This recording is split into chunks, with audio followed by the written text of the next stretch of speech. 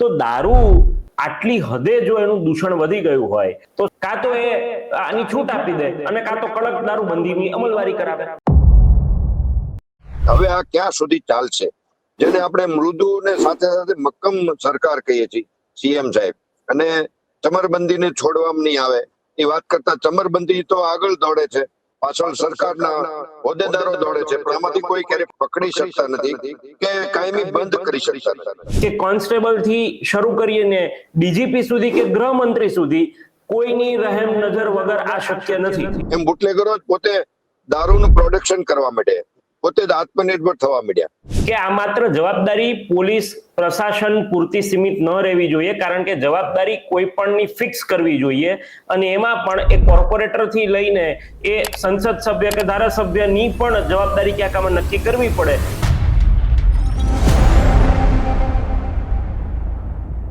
નમસ્કાર, હું છું ભૂમિક જાની, આપ જોઈ રહ્યા છો સત્યાર્થ મંથન. ગુજરાતની અંદર અત્યારે સૌથી મોટો ચર્ચાનો વિષય અને ગંભીર મુદ્દો એ ઉઠીને સામે આવ્યો છે ભાવનગરથી. ભાવનગરની અંદર જે કથિત રીતે લઠ્ઠાકાંડ થયો તેની અંદર અત્યાર સુધીમાં જે માહિતી મળી છે પ્રમાણે 9 લોકોના મૃત્યુ થઈ ચૂક્યા છે, અનેક લોકો ગંભીર હાલતમાં છે, અને ઘણા બધા લોકોએ હજી સારવાર માટે હોસ્પિટલ તરફ દોટ મૂકી રહ્યા છે, કારણ કે જેમને પણ 24 કલાકની અંદર એ અસરો વર્તાઈ રહી છે તેના કારણે તે હોસ્પિટલમાં સારવાર અર્થે આગળ આવી રહ્યા છે. પ્રશ્ન એ છે કે ગુજરાતની અંદર આ ગાંધીના ગુજરાત, સરદાર પટેલના ગુજરાતની અંદર દારૂબંધીનો કાયદો તો વર્ષોથી છે, પરંતુ તેની અમલવારી કેટલી થાય છે, અને આ પ્રશ્ન જ્યારે મૂકીએ ત્યારે આ વિડીયો જોનારા દર્શક મિત્રો એ સીધી જ કમેન્ટ કરી દેશે કે તમે દારૂબંધીની વાત ન કરો, આના જગ્યાએ પ્રશ્ન એવો કરો કે કેટલી જગ્યાએ દારૂ નથી મળી રહ્યો. એવી જગ્યાઓ કદાચ ઓછી મળશે કે જ્યાં દારૂ નથી મળતો, બાકી બેફામ બેરોકટોક રીતે વેચાણ થતું આવે છે, અને ગંભીર રીતે જ્યારે આવા મોટા મોટા ઘટનાક્રમો સર્જાય ત્યારે સફાળું તંત્ર અને સરકાર જાગે છે. પણ પ્રશ્ન એ નથી, માત્ર ને માત્ર દારૂબંધીનો આ પ્રશ્ન નથી. પ્રશ્ન એ પણ છે કે શું આપણી વ્યવસ્થા, શું આપણા કાયદાઓ એ પ્રકારના સ્ટ્રોંગ છે ખરા કે તમે એની કડક અમલવારી કરાવી શકો, અને શું માત્ર કોઈ એક અધિકારી કર્મચારીને સસ્પેન્ડ કરવાથી આ સમગ્ર વિષયનું સમાધાન આવશે કે કેમ, કારણ કે આ પ્રથમ ઘટના નથી. અને આ વાત વિસ્તારપૂર્વક કરવા માટે હાલ જે ઘટનાક્રમ જે શહેરથી શરૂ થયો છે એ છે ભાવનગર, અને મારી સાથે ભાવનગરના વતની અને રાજકીય વિશ્લેષક પ્રદ્યુમનસિંહ સરવૈયા જોડાયા છે, અને તેમની સાથે આ મુદ્દા પર વાત કરવી છે. પ્રદ્યુમનસિંહ, નમસ્કાર, આપનું સ્વાગત છે. જી નમસ્કાર.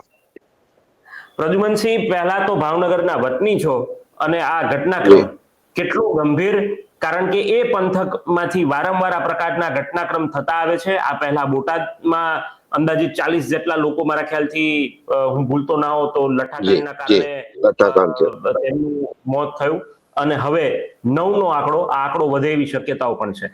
જી, જે ઘટના બની છે ખૂબ જ દુઃખદ છે, અને ખાસ કરીને આપણે જોઈએ છીએ, અને આ ઇંગ્લિશ દારૂની જે અત્યારે બનાવ બન્યો છે, ડુપ્લિકેટ ઇંગ્લિશ દારૂ, આના પહેલા આપણે અગાઉ દેશી દારૂના લઠ્ઠાકાંડના બનાવો બને છે એ આપણે જોઈએ છીએ. તો એના કરતા આ અલગ જે પ્રકારનો છે, ઇંગ્લિશ દારૂ પાડતા હતા ડુપ્લિકેટનું, એમાંથી આ જે બનાવ બન્યો છે, એટલે તંત્ર પણ જાગતું થયું છે. અનેક પ્રશ્નો પણ ઉભા થાય છે કે આખરે હવે આ ક્યાં સુધી ચાલશે, જેને આપણે મૃદુ ને સાથે સાથે મક્કમ સરકાર કહીએ છીએ સીએમ સાહેબ, અને ચમરબંધીને છોડવામાં નહીં આવે એ વાત કરતા ચમરબંધી તો આગળ દોડે છે, પાછળ સરકારના હોદ્દેદારો દોડે છે, પણ આમાંથી કોઈ ક્યારેય પકડી શકતા નથી કે કાયમી બંધ કરી શકતા નથી. એટલે હવે સરકારને માટે પણ મક્કમ નિર્ણય કરવાનો સમય આવી ગયો છે કે આખરે હવે આને આ નિર્ણય આ પ્રકારના અકસ્માતો જે બની રહ્યા છે, ઘટનાઓ બની રહી છે, લોકોના જીવ જઈ રહ્યા છે, તો એને કઈ રીતે બંધ કરવું એ માટે સરકારને પણ વિચારવાનો સમય આવી ગયો છે કે આમાં માત્ર નીચેના અધિકારીઓને જ સસ્પેન્ડ કરીને સંતોષ માનવો કે અન્ય સિનિયર અધિકારીઓને પણ આમાં ઇન્વોલ્વ કરવા, કે માત્ર સસ્પેન્શન થી આપણે કામ ચલાવવું, કે પછી હવે દારૂબંધી જ હટાવી દેવી, એ એક જોવાનો પ્રશ્ન છે. અને મક્કમ નિર્ણય કાંઈ ને કાંઈ તો હવે સરકારે લેવો જ પડશે કે આખરે કાં પછી દારૂબંધી, કડક દારૂબંધી કઈ રીતે થાય. અને ખાસ કરીને આપણે જોઈએ છીએ છેલ્લા અનેક સમયથી સરકારે દારૂબંધીમાં અનેક સારા પગલા લીધા છે એમ કહી તો ચાલે.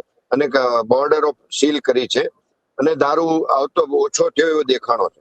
પરંતુ આ બુટલેગરોએ એનો પણ રસ્તો કરી નાખ્યો અને પોતે જાણે આત્મનિર્ભર થતા હોય એમ બુટલેગરો પોતે દારૂનું પ્રોડક્શન કરવા માંડે, પોતે જ આત્મનિર્ભર થવા માંડ્યા. આ ઇંગ્લિશ દારૂનું બનાવટી દારૂનું એ પોતે જ પ્રોડક્શન કરવા માંડ્યા, પોતે પેકિંગ કરવા માંડ્યા છે, જેના લીધે આ બનાવો પણ બન્યો છે. એટલે બુટલેગરો આત્મનિર્ભર થઈને પોતાનો પ્રશ્ન સોલ્વ કર્યો, પણ સરકાર હજી સુધી પ્રજાની આ જે તકલીફ છે, ચોક્કસ સમૂહ છે, એની તકલીફ હજી પણ દૂર નથી થઈ રહી. સરકાર કોઈ મક્કમ નિર્ણય નથી લઈ શકતા. એ માટે હવે જોવાનું રહ્યું કે હવે સરકારે આગળ શું કરે છે. હાજી સાહેબ, તમે એક બહુ મુદ્દાની વાત કહી કે જો આવું જ ચાલતું આવ્યું અને વર્ષો વર્ષ દારૂબંધીના નામે જેટલા પણ કાંડ થઈ રહ્યા છે, જેટલા પણ કથિત રીતે તોડપાણી થઈ રહ્યા છે, આ હું બહુ કહેવાય ને કે ભાન અવસ્થાની અંદર સભાનતા સાથે કહું છું, એટલા માટે આ શબ્દ પ્રયોગ કરું છું કે કોઈની રહેમ નજર વગર આ શક્ય નથી. એ ચાહે કોઈ પણ વ્યક્તિ હોય, હું એમ કહું છું કે કોન્સ્ટેબલ થી લઈને એ એસપી સુધી કે કોન્સ્ટેબલ થી શરૂ કરીને ડીજીપી સુધી કે ગૃહમંત્રી સુધી કોઈની રહેમ નજર વગર આ શક્ય નથી. દર્શક મિત્રોને એ પણ મારે એક વાત એડ કરવી છે પ્રદ્યુમનસિંહ, સવાલ રૂપે તમને એ વાતને જોડું છું કે આપણા ઘરનું એક છજુ આપણે અડધો ફૂટ બહાર કાઢીએ ને તો તરત આરએમસી ના, રાજકોટની વાત કરીએ તો તરત આરએમસી ના ઓફિસર્સ પહોંચી જાય છે. એક નાની તમે ગેરકાયદેસર પ્રવૃત્તિ કરો અને જો તમે પકડી પાડતા હોય, એટલી સતર્ક ટીમ આમ જનતા માટે હોય, તો તમને એવું લાગે છે કે આવડો મોટો ઘટનાક્રમને આવી રીતે ચાલતું આવે અને એક પણ પોલીસ અધિકારી કે કર્મચારીના વાતનું જાણ ના હોય અને એક પણ નેતાને પણ ના ખબર હોય, તો આ તો દુર્ભાગ્યપૂર્ણ સ્થિતિ ન કહેવાય? જી, ભાવનગરના એસપી ની જો વાત કરીએ તો નીતિશ પાંડેજીની, તો એ ખરેખર પોતે વ્યક્તિ સ્વચ્છ પ્રતિભા ધરાવે છે અને ખૂબ કડક છે. એમણે ભાવનગરમાં સારા એવા કાયદાકીય પગલાઓ પણ લીધા છે. સાથે સાથે એસીપી હમણાં જે નવા આવ્યા છે ગૌતમ, એ પણ એટલા જ કડક છે અને સારા કાર્યો કર્યા છે. એટલે બંને શંકાના દાયરામાં નથી, પરંતુ આમાં એમની નીચેની ચેનલ જે કહીએ એ કદાચ એમના સંપર્કમાં કે ક્યાંક કોન્ટેક્ટમાં કઈ ખામી રહી ગઈ છે, જેના લીધે આ બધું ત્યાં સુધી પહોંચ્યું નથી, એમના સુધી નહીં પહોંચ્યું હોય. નહીતર હમણાં જ નજીકના સમયમાં જયારે ઇંગ્લિશ દારૂનો બનાવટી દારૂનો મવામાં પણ પકડાના, કે ત્યાં અનેક ઇંગ્લિશ દારૂની અનેક બ્રાન્ડનું પેકિંગ થતું હતું. એ પહેલા આપણે અમદાવાદમાં પણ જોયું છે પકડાના. પરંતુ આ બનાવવું, આ મેન્યુફેક્ચરિંગ કઈ નવી વાત નથી. પરંતુ હવે જે લઠ્ઠાકાંડ થયો છે ઇંગ્લિશ દારૂનો, ત્યારે જ હવે આ ચર્ચાનો વિષય થયો છે. અનેક નિર્દોષ લોકોનો જાન ગઈ છે. અને ખાસ કરીને આમાં તો શિક્ષક લેવલના લોકોની પણ એક વ્યક્તિની જાન ગઈ છે, જે શિક્ષક છે. એ પણ સમાજે વિચારવું રહ્યું કે આખરે હવે આનો નિર્ણય શું, આનો રસ્તો શું, સરકાર શું હવે આ કાયમી જે આપણે જોઈએ છીએ લઠ્ઠાકાંડ બની રહ્યો છે. અને દેશી દારૂની વાત કરીએ તો દેશી દારૂ તો કેમિકલ યુક્ત બની રહ્યો છે ને લોકોના લીવર ખરાબ થઈ રહ્યા છે. એટલે એ લોકો તો ધીમે ધીમે મરી જ રહ્યા છે. એમાં પણ ડીપમાં જઈએ તો ઇન્સ્યોરન્સ ઉતારવાના કૌભાંડો ચાલે છે, વીમા ઉતારવાના. જે તે દારૂના વેચનાર જે તે વ્યક્તિના વ્યક્તિગત ઇન્સ્યોરન્સ ઉતારી દે અને 6 મહિના વર્ષ દિવસમાં એ વ્યક્તિનું લીવર ખરાબ થઈ જાય, એ પ્રકારનો માલ એને પાય. એ પ્રકારના કૌભાંડ પણ ચાલી રહ્યા છે. એટલે જે દેશને, રાજ્યને, આપણા રાજ્યને ખાસ કરીને દારૂબંધી હવે બહુ જ મોંઘી પડી રહી છે. એટલે કાં તો દારૂબંધી કેમ હવે મુક્ત ના કરવી, અથવા તો દારૂબંધીને તમે ચુસ્ત પાલન કરી શકો તેમ છો કે નહીં. અને જો તો જવાબદાર દારૂબંધી જ્યાં ખુલે છે, જ્યાં દારૂ મળતો થાય છે, તો જવાબદારી નિશ્ચિત કરવી જોઈએ. માત્ર કોન્સ્ટેબલો કે પીએસઆઈ કે પીઆઈ ની સસ્પેન્શન થી આપણે સંતોષ માનવો ન જોઈએ. એનાથી આગળ જવું જોઈએ. તો આઈપીએસ સુધીના પણ લોકો જો જવાબદાર હોય, ચોક્કસ અનેક પ્લેસમાં આઈપીએસ લેવલના અધિકારીઓ પણ જવાબદાર હોય છે. અહીંયા ભાવનગરમાં કદાચ નહીં હોય, એ પણ આપણે ચોક્કસ દેખાય છે. અને સાથે સાથે એક વાત એ પણ વિચારવાનું રહ્યું, જો સરકાર મોટી વિકાસની વાતો કરતી હોય, જે લોકોની સુખ સુવિધાની વાતો કરતી હોય, અને એનો ચૂંટાયેલો પ્રતિનિધિ, એના વિસ્તારોમાં અનેક ચૂંટાયેલા પ્રતિનિધિ હોય છે, કોર્પોરેટર થી માંડીને ધારાસભ્ય, સંસદ સભ્ય, તો શું એને એ અજાણે છે એના વિસ્તારમાં કે આવી પ્રવૃત્તિ નથી થઈ રહી? જે હું જોઉં છું ખુલ્લેઆમ, આપણે ભાવનગરમાં જે ખાલી તમને વાત કરું ભાવનગરની, તો એક પ્રખ્યાત વિસ્તાર છે આડોડિયાવાસ, ત્યાં પણ ખુલ્લેઆમ મળે છે. ચિત્રાઈ જીઆઈડીસી માં પણ ખુલ્લેઆમ મળે છે. ક્યાંક ડોન ચોક કયો કે ભુખડાજી સર્કલ કયો, ત્યાં પણ દારૂ આ બધી જગ્યાએ ખુલ્લેઆમ મળે છે. એવા અનેક એવા પ્લેસ પોઈન્ટ છે કે જ્યાં ખુલ્લેઆમ મળે છે. તો એ શું ચૂંટાયેલા પ્રતિનિધિને ખબર નથી, એના ધારાસભ્યોને ખબર નથી, સંસદ સભ્યોને ખબર નથી કે મારા વિસ્તારમાં આ પ્રકારનો બનાવ બની રહ્યો છે, કે એમાં કોઈ અધિકારી આમાં સંડોવાયેલો છે કે આખાડા કાન કરે છે? એ પ્રકારનો તો પછી એનો નિકાલ કેમ નથી થતો કે હવે આ ચૂંટાયેલા પ્રતિનિધિને પણ આમાં જોડવા જોઈએ, એને પણ આમાં. તમને લાગે છે સાહેબ, તમને એવું લાગે છે કે તમે જે પોઈન્ટ પર આવો છો એનો સારાંશ એવું ક્યાંક હું સમજી શકું છું કે આ માત્ર જવાબદારી પોલીસ પ્રશાસન પૂરતી સીમિત ન રહેવી જોઈએ, કારણ કે જવાબદારી કોઈ પણની ફિક્સ કરવી જોઈએ, અને એમાં પણ એ કોર્પોરેટર થી લઈને એ સંસદ સભ્ય કે ધારાસભ્યની પણ જવાબદારી ક્યાંક આમાં નક્કી કરવી પડે, કારણ કે એ પણ ચૂંટાયેલા વ્યક્તિ છે અને સુખાકારી માટે, જન સુખાકારી માટે એમને પણ કામ કરવાની જરૂરિયાત છે. માત્ર એ પગાર લઈને એ માત્ર રોડ રસ્તા કે એ વિસ્તારના પ્રશ્નો ઉઠાવે ત્યાં સુધી વાત સીમિત ન રહેવી જોઈએ. એ પણ પગારદાર છે, તો એમની જવાબદારી નક્કી થવી જોઈએ. પગારદાર પણ છે અને સંવિધાનના પોતે સોગંદ પણ લે છે, એટલે એમની પણ સીધી ફિક્સ જવાબદારી થાય છે કે લોકોની સુખાકારી માટે, લોકોની હેલ્થ બાબત કે કોઈ એવા ગેરકાયદેસર પ્રવૃત્તિ હોય તો ત્યાં એ પણ ધ્યાન દોરે, એમની ફરજમાં આવે છે. એટલે ચૂંટાયેલા પ્રતિનિધિઓની પણ ફરજમાં આવે છે કે આને કઈ રીતે બંધ કરવું કે ન કરાવે તો એ પોતે પણ આમાં કસૂરવાર સાબિત થાય, એવું પણ કઈક કાયદો લાવવો જોઈએ. અને આઈપીએસ અધિકારીઓ છે એને પણ આમાં ઇન્વોલ્વ કરવા જોઈએ, સસ્પેન્શન ના કે કોઈ ડિસમિસ ના બારામાં. કેમ કે જે હપ્તો જાય છે, હપ્તો જે એ તો ઉપર સુધી જાય છે જ્યાં પણ બનાવો બને છે. અને જયારે આવા બનાવ બને છે તરત પોલીસ વાળા મોટી રેડ પાડીને કેટલું અનેક દારૂઓ પાછો પકડે છે, પણ ખરા તુરંત પકડે છે. એટલે આ જયારે બનાવ બને છે ત્યારે જ હરકતમાં આવવું અને પછી લોકોની જિંદગીની સાથે ખિલવાડ કરવો, એ ખરેખર શરમજનક બાબત છે. અને સરકાર પણ એક માત્ર એના હોમ મિનિસ્ટર પોતે પણ ચમરબંધીઓને છોડવામાં નહીં આવે ને એવા મોટા એક જ પ્રકારના સ્ટેટમેન્ટ થી આપણે પ્રજાને જેને કહેવાય ને કે ભોળવી નાખે છે, અને પછી કોઈ એવા નક્કર પગલાઓ નથી લેતા. એટલે એ જ જોવાનું છે કે હવે સરકાર આને માટે કાયમી ઉકેલ સરકાર પાસે છે કે નહીં. જે મોટા મોટા વિકાસની આપણે વાતો કરીએ છીએ, પરંતુ એક દારૂબંધીનો આપણી પાસે ઉકેલ નથી, ભ્રષ્ટાચારનો આપણી પાસે ઉકેલ નથી, બેરોજગારીનો આપણી પાસે ઉકેલ નથી, મોંઘવારીનો આપણી પાસે ઉકેલ નથી. તો આ વિકાસ કોનો કેવો, કઈ પ્રકારનો વિકાસ, અને મક્કમ સરકાર કઈ રીતે કેવી? હાજી સાહેબ, એક પ્રશ્ન એ પણ ઉઠી રહ્યો છે કે ગુજરાતના પૂર્વ મુખ્યમંત્રી શંકરસિંહ વાઘેલા એ અનેક વખત એવું કહી ચુક્યા છે અને કહી પણ રહ્યા છે, આજે પણ તમે એમને પૂછો તો એમનું સ્ટેટમેન્ટ ફિક્સ છે કે સરકાર દારૂબંધી હટાવી દેવી જોઈએ. જે પ્રકારે આવા જ્યારે લઠ્ઠાકાંડ કથિત રીતે થઈ રહ્યા છે ને તેના કારણે જે લોકો જીવ ગુમાવી રહ્યા છે અને સરકાર જે પોતાનું નુકસાન કરી રહી છે, એના કરતા તમે આવો દંભ, આ દંભ એટલા માટે કારણ કે બેફામ મળે છે, બે રોકટોક મળે છે, માગો ત્યાં મળે છે, ઘરે ડિલિવર થાય છે, આવું પણ ઘણા બધા વિપક્ષના નેતાઓ એ કહી રહ્યા છે. તો દારૂ આટલી હદે જો એનું દૂષણ વધી ગયું હોય તો શંકરસિંહની વાત તમને એવું અત્યારે એવું લાગે છે કે ખરા અર્થમાં કાં તો સરકાર આવી રમત બંધ કરી દે, કાં તો એ આની છૂટ આપી દે અને કાં તો કડક દારૂબંધીની અમલવારી કરાવે?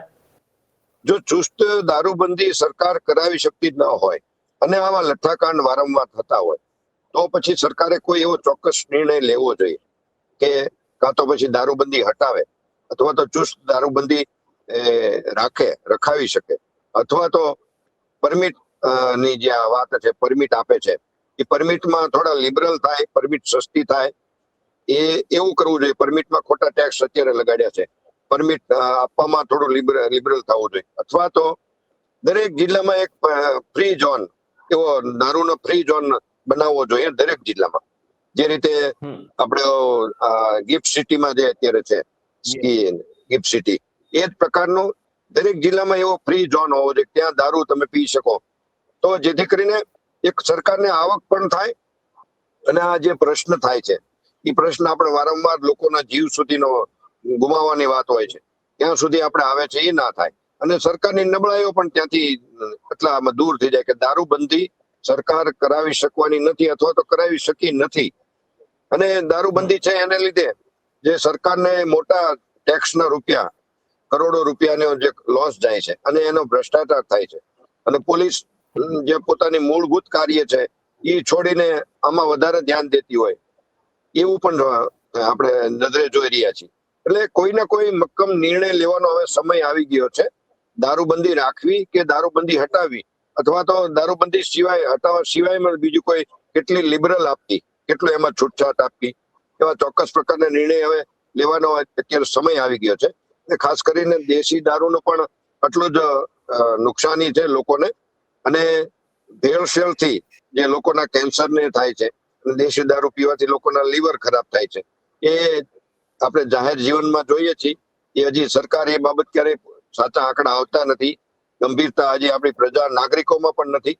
એટલે નાગરિકોએ જાગૃત થવું જોઈએ અને કદાચ નાગરિક રેડ પણ કરવાની હવે જરૂર પડે તો એ પણ કરવું જોઈએ શહેર જિલ્લામાં, જેથી કરીને સરકાર પોતે જાગૃત થાય. હાજી ચોક્કસથી સાહેબ, તમે જ્યારે જનતા રેડ, નાગરિક રેડની વાત કરો છો ત્યારે મારે 1-1.5 વર્ષ પહેલાનો એક બનાવ તમને યાદ કરાવવો છે અને ગુજરાતની જનતા સમક્ષ મૂકવું છે કે અમદાવાદ મીડિયા નામનું એક પ્લેટફોર્મ કે જેમને મુખ્યમંત્રીના મત વિસ્તારની અંદર અમદાવાદ શહેરમાં તેમને ડ્રોન ઉડાડ્યા અને દારૂના અડ્ડા તેને પર્દાફાશ કર્યો. પછી એ વ્યક્તિ ત્યાં રૂબરૂ ગયો અને તેમને વિડીયો પોતાના કેમેરાની અંદર કેદ કરીને બતાવ્યું કે જો આ વિસ્તારની અંદર, મુખ્યમંત્રીના મત વિસ્તારની અંદર બેફામ દેશી દારૂના હટ્ટાઓ ધમધમી રહ્યા છે.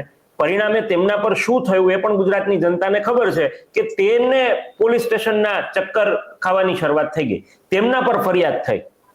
તો તમને એવું લાગે છે કે જનતા પણ જો આવું કરશે તો ક્યાંક સરકાર જ્યારે કહેવાય ને કે આ પ્રકારની ઘટનાક્રમ થાય ત્યારે જો સામે એ ફરિયાદ કરતી હોય તો લોકો એટલા માટે પણ ક્યાંક ડર રાખે કે હું ક્યાંક જઈશ અને અમે સોસાયટી વાળા લોકો રેડ કરીશું તો ક્યાંક અમારી સામે ફરિયાદ ન થઈ જાય.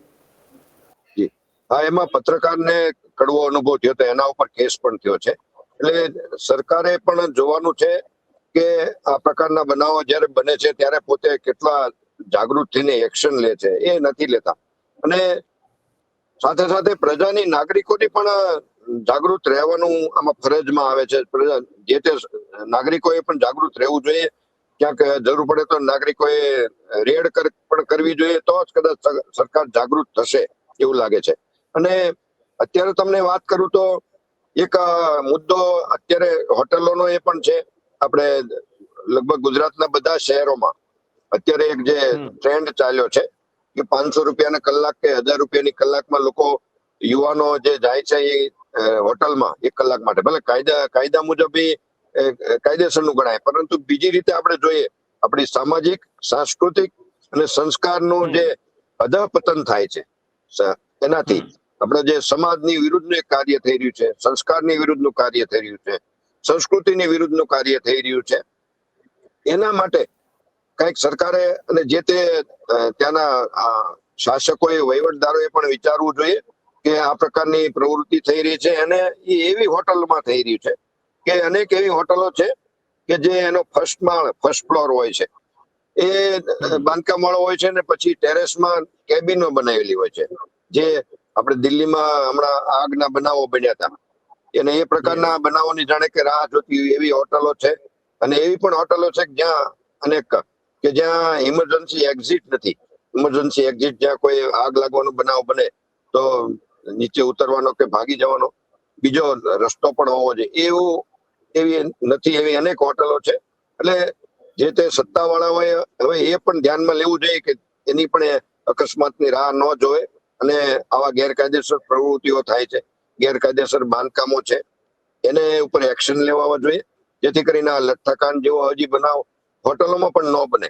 એ અને સમાજની સંસ્કાર અને સંસ્કૃતિ આપણી જળવાઈ રહે એ પ્રકારનું એક કાર્ય પણ એવા એક્શનથી થઈ શકે છે. હાજી ચોક્કસથી સાહેબ, અમારી સાથે જોડાયા અને વિસ્તૃત ચર્ચા કરી. ભાવનગરના વતની તરીકે તમે વાત કરી એ બદલ આપનો ખૂબ ખૂબ આભાર. જી ધન્યવાદ. તો આ હતા પ્રદ્યુમનસિંહ સરવૈયા, ભાવનગરના તેઓ વતની છે અને ભાવનગરની અંદર જે અત્યારે લઠ્ઠાકાંડને લઈને ગુજરાતભરની અંદર ચર્ચાઓ થઈ રહી છે અને સવાલ ઉઠી રહ્યા છે સરકારની નીતિઓ સામે, પોલીસ પ્રશાસનની કામગીરી સામે, તેને લઈને વિશેષતા અમે લોકોએ ચર્ચા કરી. આ સમગ્ર વિડીયો પર આપનું શું માનવું છે કમેન્ટ બોક્સની અંદર આપના પ્રતિભાવ આપવાનું ભૂલશો નહીં. ફરીથી મળીશું નવી વાત અને નવા મુદ્દા સાથે. ત્યાં સુધી આપ જોડાયેલા રહો સત્યાર્થ મંથન સાથે. નમસ્કાર. સત્યાર્થ મંથનની યુટ્યુબ ચેનલ સબસ્ક્રાઇબ કરવાનું અને બેલ આઇકોન પ્રેસ કરવાનું, સાથે જ સત્યાર્થ મંથનનું ફેસબુક પેજ લાઇક અને ફોલો કરવાનું અને ઇન્સ્ટાગ્રામ પેજ સાથે જોડાવાનું પણ આપ ચૂકશો નહીં. અત્યારે બસ આટલું જ. મને આપશો રજા. આપ જોડાયેલા રહો સત્યાર્થ મંથન સાથે. નમસ્કાર.